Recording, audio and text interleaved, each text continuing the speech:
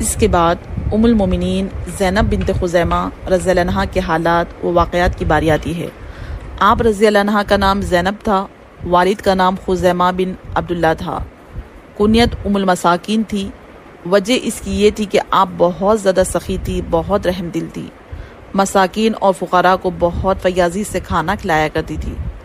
سیدہ زینب بنت خزیمہ رضی اللہ عنہا کا پہلا نکاح کس سے ہوا، اس کی بابت کتب سیرت میں خاصا اختلاف پایا جاتا ہے۔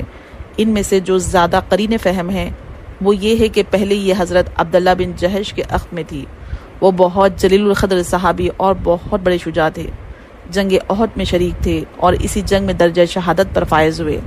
سیدنا عبداللہ بن جہش رضی اللہ عنہ کی شہادت کے بعد رسول اللہ صلی اللہ علیہ وسلم کے حلقہ زوجیت میں آنے کی شرف سے سرفراز ہوئی۔ رسول اللہ صلی اللہ علیہ وسلم سے عقد کے وقت سیدہ زینب رضی اللہ عنہا کی عمر 30 سال کے لگ بھگ تھی۔ اس نکاح کا مہر 12 اخیہ یعنی 500 درہم مقرر ہوا۔ نبی صلی اللہ علیہ وسلم سے نکاح پر ابھی 3 مہینے گزرے تھے، سیدہ زینب رضی اللہ عنہا وفات پا گئی۔ ان کی وفات 12 ربیع الاول کے آخری دنوں میں ہوئی۔ سیدہ خدیجہ رضی اللہ عنہا کے بعد یہ پہلی بیوی ہے جنہوں نے آپ کی زندگی میں انتقال فرمائی۔ آپ صلی اللہ علیہ وسلم نے خود نماز جنازہ پڑھائی، جنت البقیع میں دفن ہوئی۔